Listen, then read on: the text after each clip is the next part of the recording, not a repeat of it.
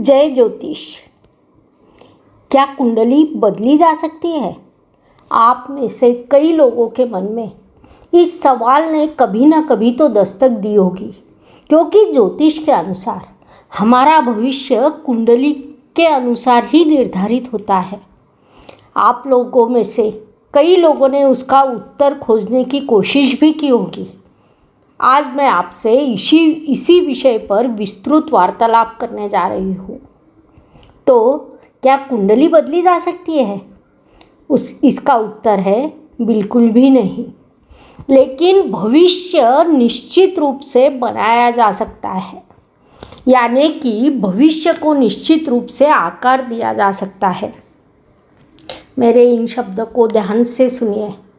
मैं यह नहीं कह रही हूँ कि भविष्य को बदला जा सकता है, बल्कि यह कह रही हूँ कि भविष्य को आकार दिया जा सकता है। वह कैसे? इस विषय पर आज हम विस्तार से बात करेंगे। नमस्कार, मैं एस्ट्रो गुरु माँ डॉक्टर ज्योति जोशी आज के भाग में आप सभी मान्यवरों का हार्दिक स्वागत करती हूँ। जिस क्षण हम इस पृथ्वी पर जन्म लेते हैं, उस क्षण की, उस स्थान की ग्रह स्थिति हमारी कुंडली होती है। क्या इसे बदला जा सकता है?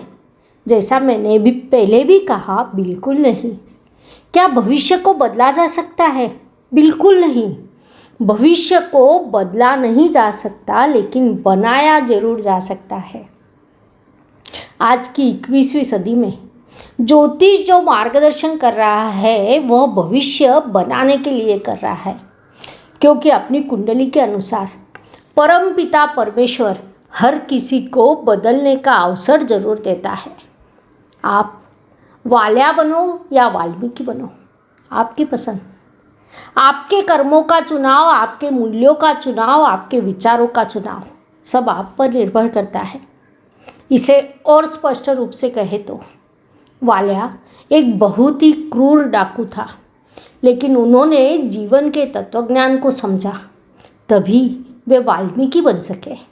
आज इतने वर्षों के बाद भी जब हम उन्हें महर्षि वाल्मीकि के रूप में सम्मानित करते हैं, क्योंकि उन्होंने अत्यंत भव्य और अजरामर काम करके मोक्ष का मार्ग चुना। कारावास का अर्थ जेल होता है। मोक्ष अर्थ है कि अच्छा कर्म करके, सभी कर्तव्यों को पूरा करके, स्वयं को ईश्वर के मार्ग में डुबोकर मोक्ष प्राप्त करना। तो कारावास और मोक्ष, यह दोनों हमारी कुंडली में एक ही स्थान से देखे जाते हैं। उस स्थान को कैसे सक्रिय करें, जीवन को किस ओर मोड़े, यह हमारे हाथों में होता है। यह सब अपने कर्मों पर निर्भर करता है। इसीलिए मैं कहती हूँ कि हाँ, पत्रिका को बदला नहीं जा सकता, लेकिन भविष्य को आकार जरूर दिया जा सकता है। हम इस विषय के बारे में और भी जानेंगे, लेकिन उससे पहले महत्वपूर्ण बात है, अगर आपने अभी तक हमारे एस्ट्रो गुरु माँ डॉक्टर ज्योति जोशी इस यूट्यूब चैनल को सब्सक्राइब नहीं किया है तो अभी ज़रूर करें, ताकि हम आप तक ज्योतिष की नवीनतम जानकारी पहुंचा सकें। उसके लिए बेल आइकॉन दबाना ना भूलें। इसका मतलब है कि नया वीडियो अपलोड होने के बाद आपको तुरंत पता चल जाएगा। कई जातक अपने बच्चों की पत्रिकाएं लेकर हमारे पास आते हैं। उन बच्चों का वेश की महादशा शुरू होने वाली रहती है। यह तय है कि वह बच्चा इस महादशा में किसी ना किसी परेशानी में फंसने वाला है। उसको बुरी आदतें लगने वाली है या उसकी शिक्षा का नुकसान होने वाला है। इस अवस्था में हम माता पिता से कहते हैं, इस बच्चे को शिक्षा के लिए विदेश भेज दे। उसी के अनुसार वह बच्चा विदेश जाता है और वहाँ से उस ग्रह का कारकत्व पूरा होता है और वही उसका भविष्य बनता है। वहाँ उसकी शिक्षा और पढ़ाई अच्छी होती है, उसका करियर शानदार होता है और वह जीवन में सफल बनकर सामने आता है। इसका एक बहुत अच्छा उदाहरण प्रसिद्ध उद्योगपति और कई लोगों के लिए प्रेरणादायी धीरूभाई अंबानी का है। उनकी कुंडली का अध्ययन विश्लेषण किया जाए तो उनकी कुंडली धनु लग्न की है, लग्नेश गुरु कन्या राशि में कमजोर है। कन्या राशि के स्वामी बुध और उनका लाभेश दोनों ही व्यय स्थान में है। देखा जाए तो यह नकारात्मक स्थिति दिखाई देती है।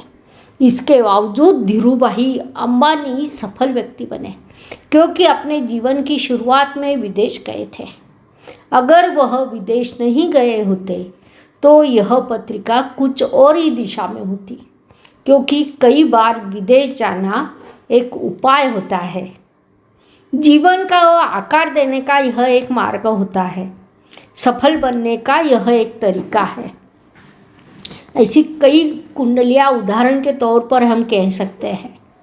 यदि उस द्वादश का या व्यय स्थान के कारकत्व को हम स्वीकार करते हैं तो जीवन में सफल हो सकते हैं, क्योंकि कुंडली में जब द्वादश स्थान सक्रिय होता है तो उस स्थान का कारकत्व पूरा होता ही है। अब सवाल यह है कि उस कारकत्व में क्या क्या आता है। तो उस कारकत्व में व्यय आता है, खर्चा आता है। इसीलिए कुंडली के द्वादश स्थान को व्यय स्थान कहा जाता है।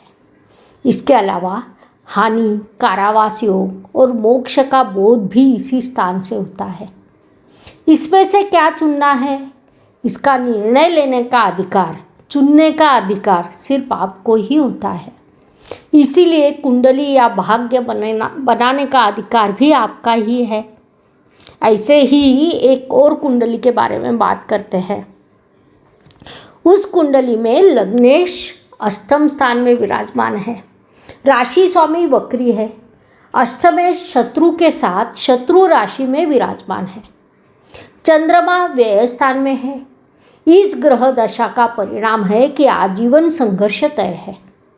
घर परिवार से दूर रहना तय है। ऐसा व्यक्ति हर दिन नए संघर्षों के साथ उठता है।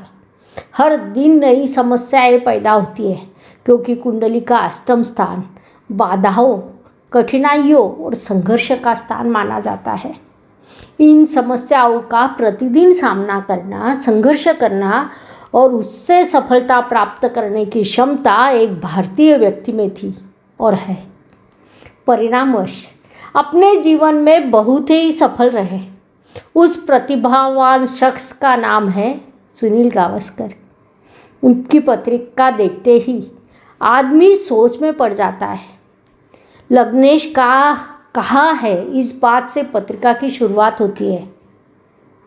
लग्नेश पत्रिका में अष्टम स्थान पर है। उसके बाद राशि स्वामी गुरु वक्री एवं नीच स्थान पर है। जब आप ऐसी कोई पत्रिका देखते हैं तो कोई भी ज्योतिषी या विशेषज्ञ पहले तो गहरे सोच में पड़ जाता है, क्योंकि पत्रिका की शुरुआत बाधाएं, कठिनाइयाँ, यात्रा, संघर्ष, घर से दूर रहना ऐसे विषयों से होती है। और वह सच भी था, क्योंकि सुनील जी गावस्कर ने अपने जीवन में हर दिन नए संघर्ष का सामना किया। हम सब जानते हैं वे क्रिकेटर थे और हर दिन संघर्ष करने के लिए मैदान में उतरते थे। उन्हें देश और विदेश लगातार यात्राएं करनी पड़ती थी। घर परिवार से दूर रहना पड़ता था, लेकिन उन्होंने उस संघर्ष को सफलता में बदल दिया। सुनील जी गावस्कर की पत्रिका में शुभ बात यह है कि बुध ग्रह स्वराशि का है। बुधों को ग्रहों का राजकुमार कहा जाता है, इसलिए पत्रिका की शुरुआत भी बुध से होनी चाहिए। वास्तव में बुध उनकी पत्रिका का भाग्येश है और वह षष्ठ स्थान में स्थित है, जो शत्रुओं, प्रतियोगिता का स्थान माना जाता है। यहाँ उन्होंने दुश्मनों को हराने का, उन पर विजय प्राप्त करने का मार्ग खोज निकाला। उसी माध्यम से उन्होंने पत्रिका बनाई, अपने भाग्य को खुद ही बनाया। इसीलिए पत्रिका को बदला नहीं जा सकता, बनाया जा सकता है। मैं आपको ऐसे और भी कई उदाहरण दे सकती हूँ। कुंडली में बनने वाला एक और महत्वपूर्ण योग की बात करते हैं। चंद्र मंगल युति वाला व्यक्ति अत्यंत क्रोधी, शीघ्रकोपी, साहस, पराक्रम से भरा होता है। ऐसा मंगल यदि बुध, शुक्र, शनि की राशि या कर्क राशि में हो तो अधिक परेशानी होती है। ऐसा मंगल एक व्यक्ति के पत्रिका में था। जिन्होंने पहली बार चुनाव आयोग के महत्व को देश के सामने लाया। शुरुआत में कोई नहीं जानता था कि चुनाव आयुक्त के पास क्या शक्ति होती है, उसके क्या अधिकार होते हैं। पूरे देश को यह दिखाने वाला व्यक्ति टी.एन. शेषन है। चुनाव लोकतंत्र की एक महत्वपूर्ण नींव है। चुनाव अधिकारी को कैसे काम करना चाहिए, यह दिखाने वाली व्यक्ति टी.एन. शेषन थे। उनकी पत्रिका में चंद्र मंगल युति, मंगल वक्री कन्या राशि में, पहली बार जब हम यह पत्रिका देखते हैं तो मंगल कन्या राशि में वक्री, लग्नेश गुरु अष्टम स्थान में वक्री, यानी फिर से वही ग्रह स्थिति है जो जीवन भर निरंतर संघर्ष देती है। ऐसा संघर्ष टी.एन. शेषन जी को भी करना पड़ा, लेकिन वह संघर्ष उन्होंने अच्छे उद्देश्य के लिए किया, अपने देश के लिए किया, राजनीति को सही मोड़ पर लाने के लिए किया। उन्होंने देश को अनुशासित करने के लिए बड़ी लड़ाई लड़ी। कहने का मतलब है कि उनका व्यक्तिमत्व अत्यंत क्रोधी होने वाला था। उन्हें अपने जीवन में संघर्ष करना ही था। फिर उन्होंने एक दिशा को चुना, उसी दिशा में चलते गए और भारतीय इतिहास में एक अमिट नाम लिखा गया। उन्होंने अपनी पत्रिका में स्थित ग्रह के कारकत्वों को सामने रखकर उन्हें सही दिशा दी। पानी लगातार बहता रहता है, बहते रहना उसका गुणधर्म है। यदि आप बहते पानी को सही दिशा दें तो उसमें बहुत कुछ पा सकते हैं। ज्योतिष में भी नियम है कि द्वादश का लाभ स्थान प्रथम स्थान यानी आपका अपना व्यक्तिमत्व होता है। आप अपनी पत्रिका के सभी नकारात्मक पहलुओं को जो दिशा देते हैं वह आपके कर्म और कर्तृत्व को निर्धारित करता है। Please like, share and subscribe the channel, और हाँ, बेल आइकॉन दबाना ना भूलें। धन्यवाद। इसीलिए फिर से एक बार कहती हूँ, पत्रिका को बदला नहीं जा सकता, लेकिन पत्रिका बनाई जरूर जा सकती है। सभी ग्रहों का कारकत्व निर्धारित होता है, उनका उपयोग बदला जा सकता है। हर एक कुंडली में सभी ग्रह होते हैं। सभी पत्रिकाओं में रवि, चंद्र, मंगल, बुध, बृहस्पति, शुक्र, शनि, राहु, केतु, हर्षल, नेपच्यून, प्लूटो, ये 12 ग्रह होते हैं। उनका कारकत्व भी निश्चित रहता है। तो अंतर कहाँ से आता है?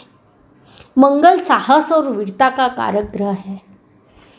यदि वह किसी की पत्रिका में प्रमुख ग्रह है तो वह जातक सेनापति बन सकता है या फिर अपराधी भी बन सकता है। गुरु ज्ञान का कारक है। अगर गुरु किसी पत्रिका में मजबूत स्थिति में है तो जातक ऋषि तुल्य बन सकता है, संशोधन कर सकता है, अपने ज्ञान से समाज के लिए उपयोगी कार्य हो सकते हैं और हर्षद मेहता भी हो सकते हैं। बुध ग्रह बुद्धि का कारक होता है। बुद्धि का उपयोग स्वयं की, अपने परिवार की, समुदाय के भलाई के लिए किया जा सकता है।